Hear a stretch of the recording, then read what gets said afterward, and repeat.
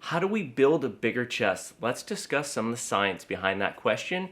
At the end of the video, I'm going to show a few exercises you can use to help grow your chest. We're going to start that right now.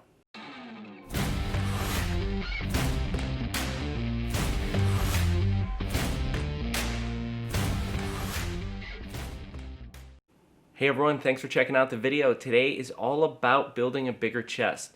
Now, I don't want to overcomplicate things, but we still need to discuss some of the science and some of the anatomy behind the chest. And to make it easy to follow, I'm going to break this video down into 4 separate parts. Part 1 is basic chest anatomy. Part 2 are the ways we can stress the pecs. Part 3 is programming and planning. Part 4 is specific exercises. So let's not waste any time and jump right in.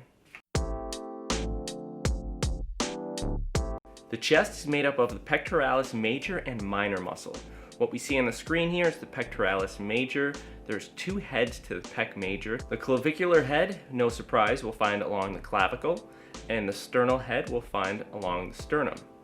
The pec minor is a much smaller muscle underneath the pec major.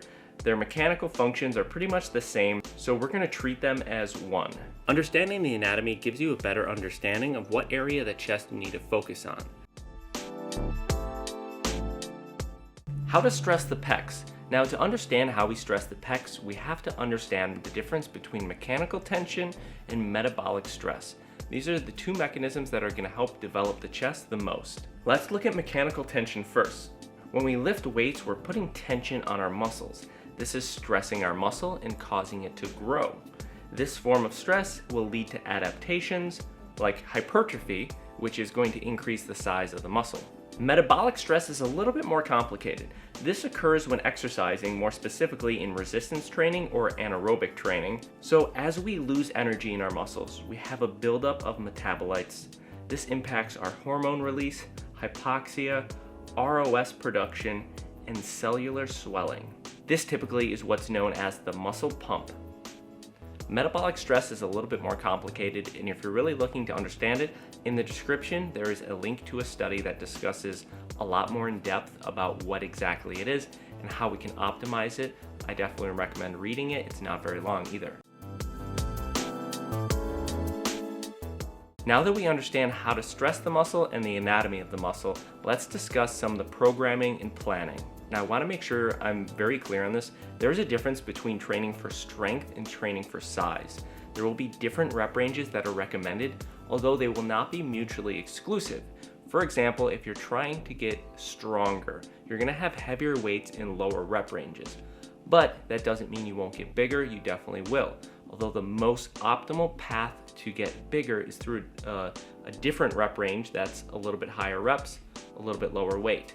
So according to ACSM, American College of Sports Medicine, the optimal rep range for hypertrophy is going to be between 8 and 12 reps. The second video I ever did was a meta-analysis that discussed hypertrophy and what the most optimal rep range is, and they came to the conclusion that it's somewhere between 6 and 15. So more specifically, with that rep range of 8 to 12, with the ACSM recommendations, is probably a good fit. It's somewhere in that range. This isn't a completely definitive answer. There is a little leeway on both sides of this. Now let's discuss how many sets you should be doing in an entire week. So this is very dependent upon the person. So someone that exercises 5 times a week versus someone that exercises once a week is going to have very different exercise prescription. According to a 2016 meta-analysis by Brad Schoenfeld, they stated the following. Based on our findings, it would appear that performing at least 10 weekly sets per muscle group is necessary to maximize increases in muscle mass. There's no just straight answer on how many sets you have to do. Especially for someone that's just starting out, I would recommend slowly increasing the sets to make sure you're hitting 10 a week, and they recommended 10 plus sets. I would say maybe 10 to 15. I don't have a definitive answer on the upper limit of the number of sets you should be doing, although I have seen some people say 20 is the maximum. I've seen people say 15. It's not super clear to me, and as soon as I do have an answer on that, I will find it. Now, the last thing I want to discuss in programming is an RPE and an RIR. So what this stands for, RPE is rate of perceived exertion, and RIR is reps in reserve. Now, both of these will let you know how hard you're actually working. We can look at RPE on a scale of 1 to 10, When you're exercising at a 1 or a 2, this is basically minimal effort and won't be very challenging. When we're exercising at an RPE of 10, this is going to be super taxing and basically lifting or exercising to failure. When we look at RIR, this stands for reps in reserve.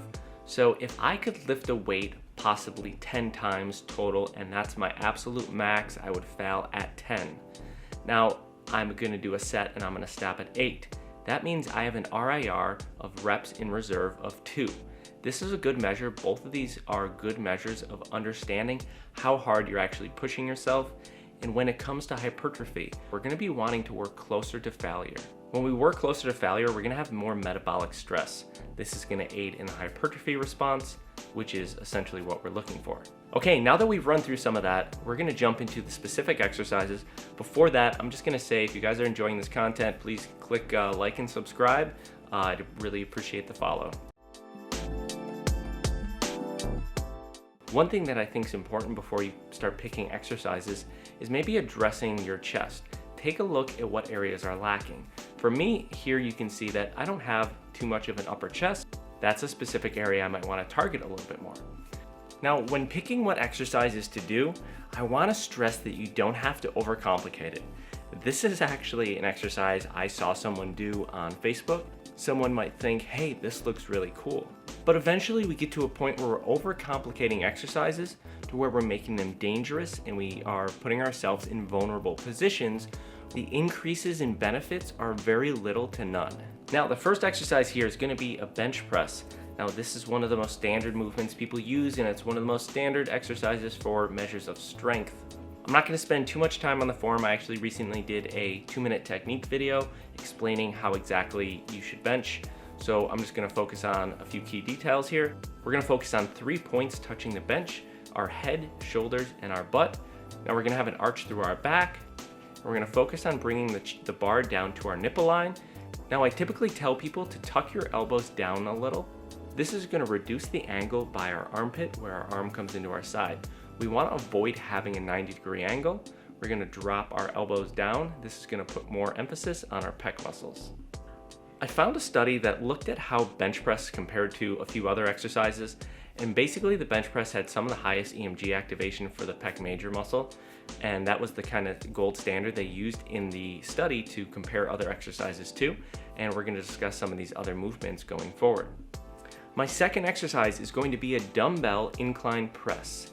We're going to be doing a similar movement. I always tell people, imagine you're trying to make a triangle. You don't have to be bumping the weights together as you press up, but as long as you're bringing your hands together, it's going to work on shortening the length of that pec muscle, and that's going to be ideal. Both the bench press and the incline dumbbell press are great ways to overload the chest and add a lot of mechanical tension. Although we'll still be hitting metabolic stress as long as we're going to failure and hitting that optimal rep range. Now, personally, in my own workouts, I don't like benching for high reps. I'll typically do anywhere between 6 and 8 reps. That's just personally the way I lift. You don't have to follow suit. I just typically don't like overstressing the bench press with high reps. That study I mentioned earlier that looked at the EMG data comparing to the bench press, we actually found that the pec deck was 98% effective.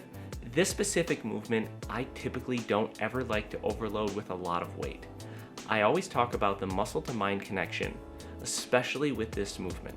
Now, before you run off and start doing the pec deck, I want to stress that I feel this exercise really puts you in a vulnerable position, and if you're going to do it, I have specific guidelines I try to teach my clients and even for myself when they're doing this. Now, typically, I don't ever like to overload this, and I talk a lot about muscle to mind connection.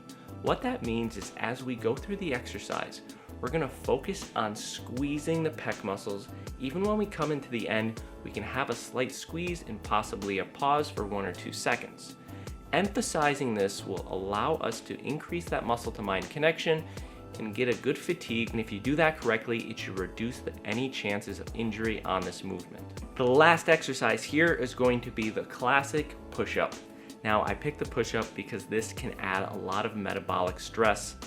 Depending on how many push-ups you can do, you might only be able to do a few, but what I suggest is that you try to get to a point where you can do 15 to 20 push-ups and really burn yourself out and add a lot of metabolic stress at the end of the workout.